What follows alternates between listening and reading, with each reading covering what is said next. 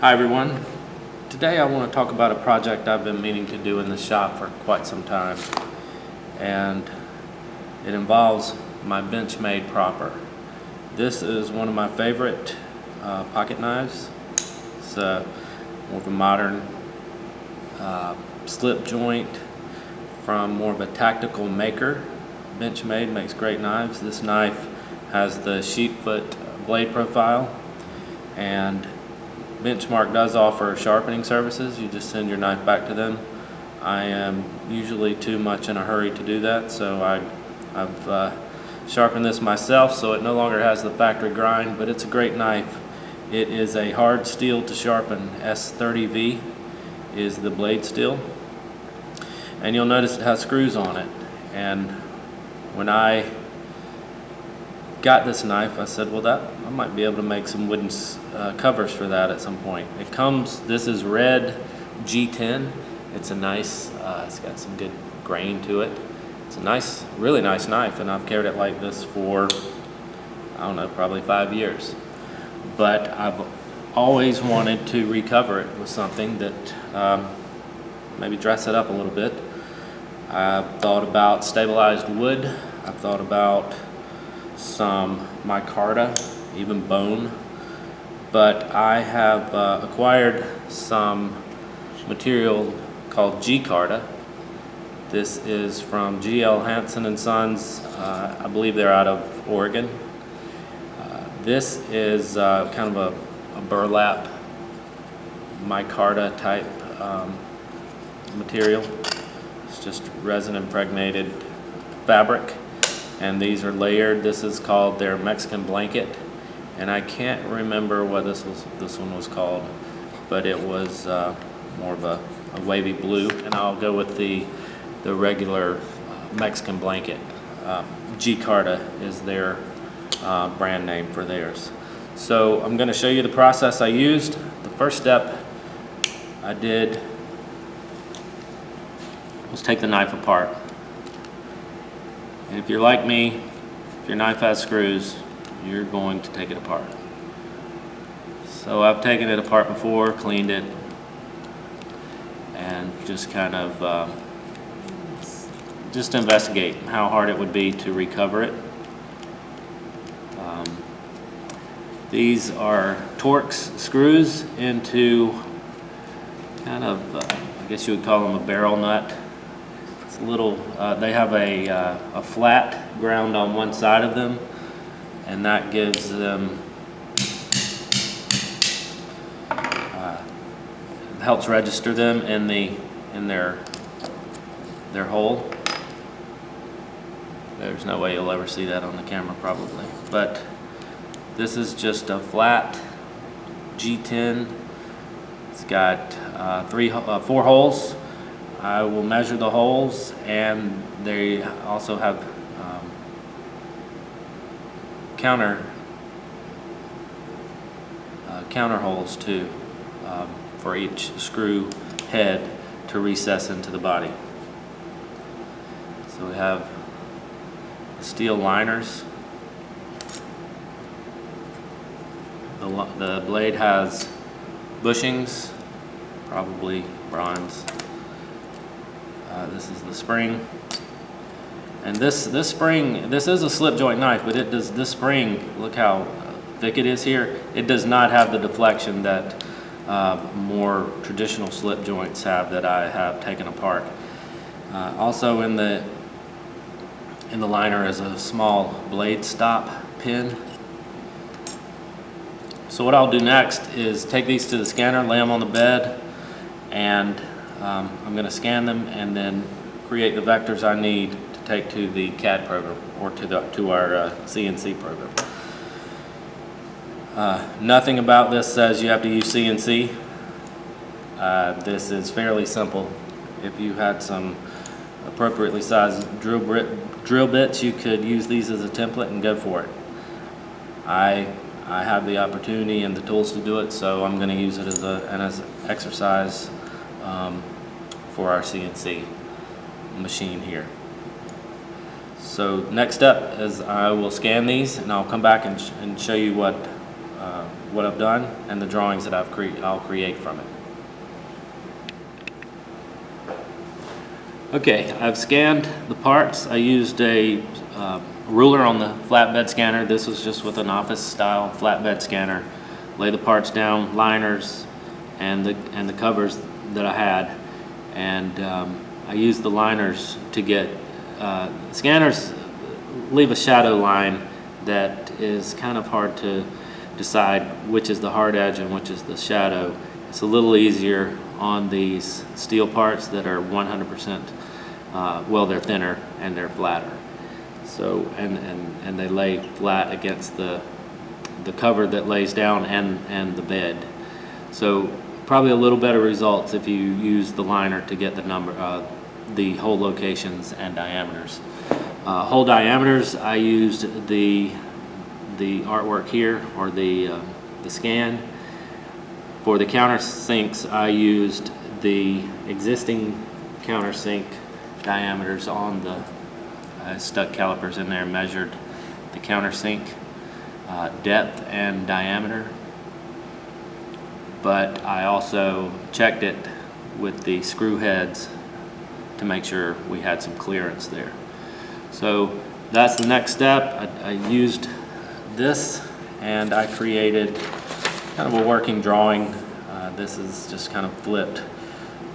This is how I would take it into our CAD, or our Vectric Aspire is what I will use to create this.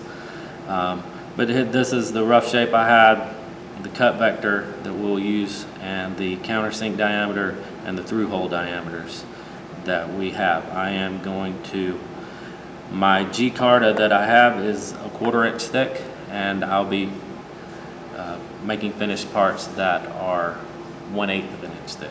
So that's the next step to the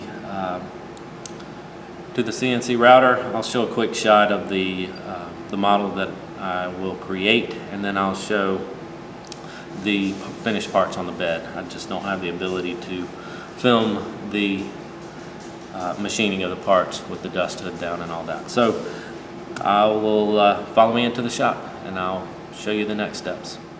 Okay, hopefully you can see this. This is just a quick and dirty of what I created. This is imported from the vector drawings that I made into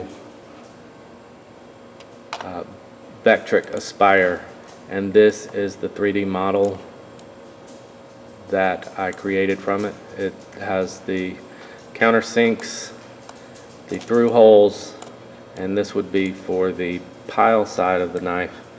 And you can see it has a just kind of a gentle contour to make it easier in the hand. And I will probably bevel these hard edges with sandpaper after the fact. But that's what we're going to make. And let's get the G-Carta down on the table and run the file. Okay, here we are at the CNC router. You can see the parts machined very well. That material really is easy to machine, and about an 1/8 of an inch overall thickness at its thickest. Kind of a contour at the edges. All the countersinks and through holes are complete, and we'll pull these off, take them to the bench, and see how well we did with the geometry, see if it fits. Okay, here we are back at the bench. We have our parts. The back sides are nice and smooth. You can probably sand those a little on a flat surface just to get them perfect, but they really look good. The fine step over, I think I used maybe 2/100ths of an inch step over on an 1/8 inch ball mill, and it turned out nice. You can feel some ridges. It still needs sanding. The secret, the best I can understand with this stuff, is you sand it to finer and finer grits until you get to the polish you want. And I've never taken one to a high gloss, or this material to high gloss, so we'll see after we make sure it works first. But we're gonna put it back together, or hopefully these parts fit nicely and have us a nice embellished Benchmade Proper. I'm gonna start with the pivot. It does fit in its hole. Countersink, it's in there. If I did it again, I might go a little deeper on that. And we'll see if the screw pulls that in any further. I'm gonna put the back pin in next. Remembering these have a kind of an indexed flat spot on there. Okay, well, we know those two holes are the correct distance apart. Just to make sure, let's double check this center hole. There's the flat. It's hard to see those flats.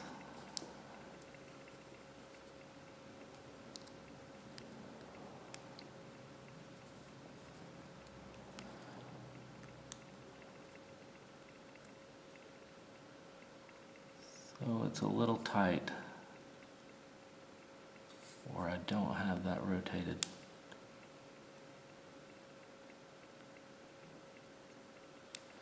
To the right position.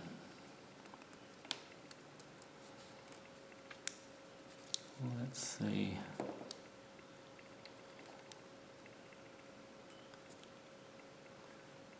Also, I don't remember, I didn't pay attention to which side the screw heads are on the factory position.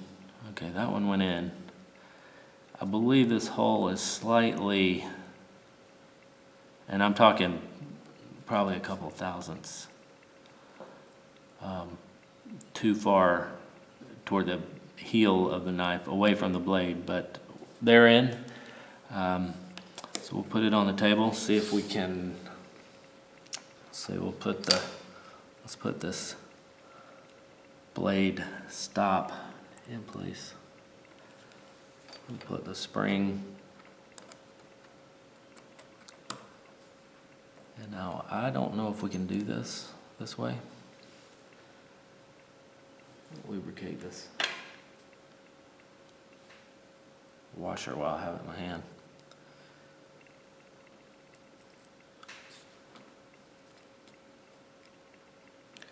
Okay, the blade.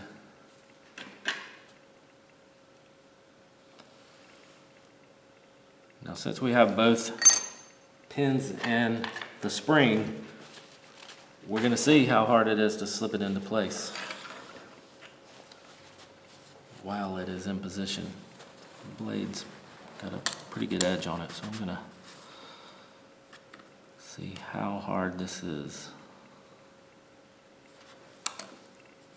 Okay, well, that wasn't hard. To put it in the 90-degree position, the half stop, and it didn't seem to put a lot of pressure on that blade. We get the other bushing, thrust bearing, washer, whatever you want to call it. It's not a thrust bearing. Okay. The pin, all are in place. So, looks good. I think we're good to go. The secret to that is putting it in the half stop position, so you're not fighting that spring. Like I said, the deflection on this spring does not seem to be anywhere near what I've seen in some other more traditional slip joint knives.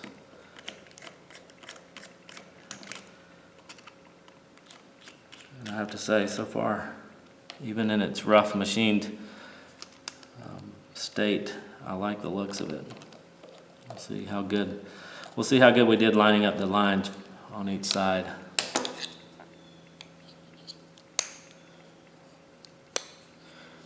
Okay. I wanted to make sure the lines were symmetric on each side and lined up when you looked at the end. That one looks really good. This one is about a half a bubble off. If you're looking at that dark line there, it bothers me, but it doesn't kill it for me. I'll just be more careful next time. But overall, I mean, I can't wait to see this thing shined up. So the geometries that we created are really good in terms of lining up with the liners, and I think the knife looks great. I will take it from here. We'll do some progressive sanding starting at 220 through whatever I have here, at least 1,000, and we'll see what it looks like, and maybe go to the buffing wheel after that. I won't really show all of that. It's just sanding. So hopefully when I show you the ultimate finished piece, it will be super shiny and ready to get into my pocket.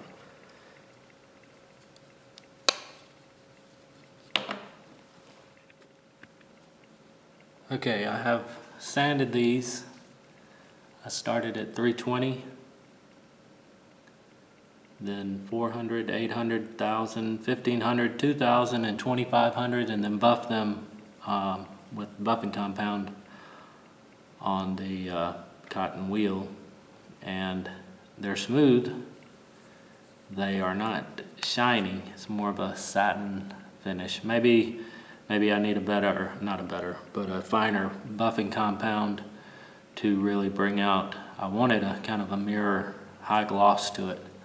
So that I can do that once it's together, but I put the barrel nuts in the holes to keep from kind of rounding those over, and that also resulted in them getting a nice shine. So I'm gonna put it back together, and we'll see how we like it.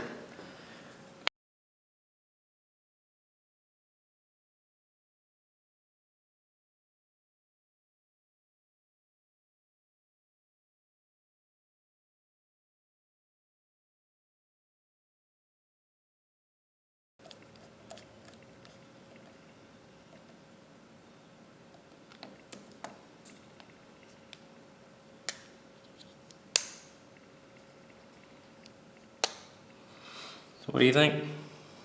Think that's an improvement? I'll work on getting these shiny, and maybe we can get it exactly where we want it, but overall the material looks great on this knife.